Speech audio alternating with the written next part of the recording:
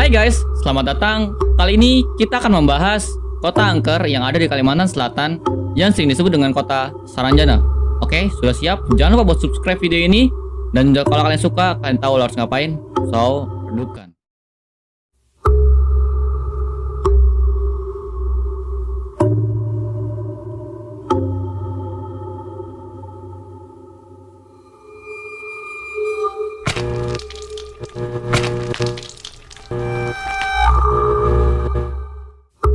Jadi, konon katanya, kota baru Saranjana ini sebenarnya sudah menjadi cerita populer yang melegenda di puluhan tahun yang lalu. Oke, biar lebih jelas, kita langsung masuk ke pembahasannya.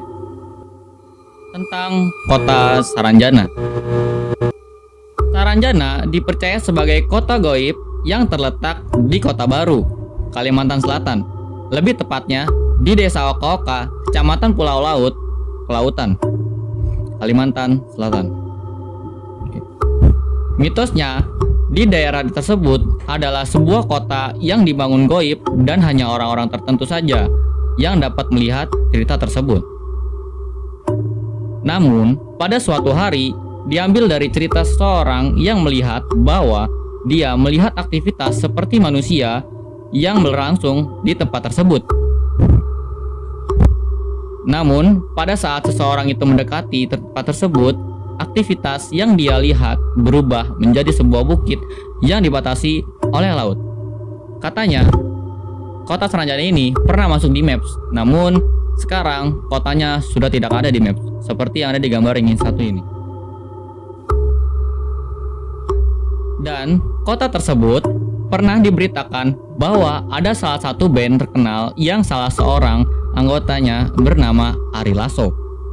Bercerita bahwa band tersebut melakukan konser di kota dan daerah tersebut. Itu terjadi pada tahun 2005 yang lalu. Dan sampai kejadian di mana manajer Ari Lasso tersebut mengalami kecelakaan karena melanggar aturan tersebut. So, kita bakal bahas aturan-aturan yang ada di sana. Ini adalah salah satu cuplikan atau ungkapan dari Ari Lasso yang bercerita saat di konferensi pers. Tidak boleh melakukan banyak hal dan manajer gue tidak boleh mandi sampai keluar dari kota tersebut.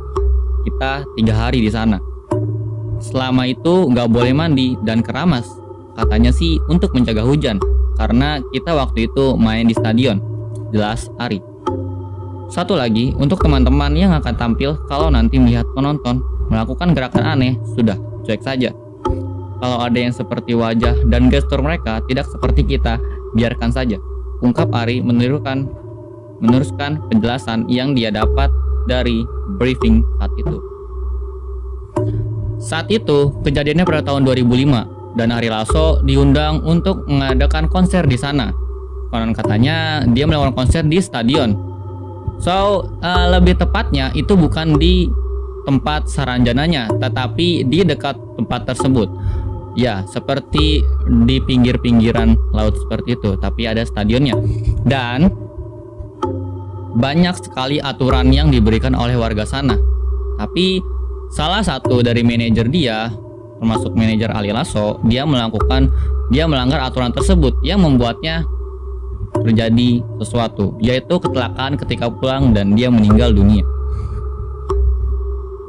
Herannya, di kota itu sepi sebenarnya, tetapi tiketnya habis terjual.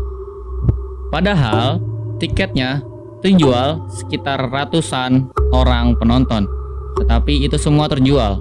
Dan anehnya, penonton di sono sangat berbeda dengan seperti kita ini. Di sana, ketika konser, penerangannya sangat kurang dan membuat para penonton di sana kurang terlihat jelas mukanya. Dan memang tempat itu menyeramkan. Dan ketika acara itu selesai, acara pun bubar. Tetapi herannya, dari ratusan penonton dan cuma ada satu pintu masuk, itu semua penonton bubar dengan sangat cepat.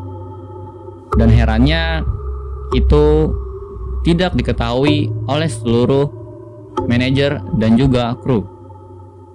alat berat datang ke kota itu. Ceritanya, ada brand ambassador besar tentang pembangunan yang ada di Jakarta. Dia mendapat pesanan ke kota tersebut, padahal kota tersebut adalah kota mati dan cuman berbentuk bukit seperti yang ada di gambar. Tetapi anehnya lagi, miliaran uang tersebut sudah dibayar lunas oleh sang pembayar. Entah siapa yang membayarnya dan siapa yang memesannya. Karena sebagai toko ambassador besar yang profesional, dia mengantarkan barang tersebut seperti alat besar ke kota tersebut. Dan setelah alat tersebut sampai di sana, mereka pun terheran karena sepi dan alat tersebut tidak ada yang menggunakannya sampai sekarang karena ditinggal oleh sang pemilik karena merasa itu sudah hak mereka. So, jadi tadi pembahasannya buat kalian yang ada pertanyaan atau kalian ada pembahasan yang lainnya untuk melanjutkan konten ini, kita akan membahas apa? Kalian bisa komen di bawah. Dan kalau kalian suka, kalian tahu harus ngapain, jangan lupa buat subscribe dan share video ini.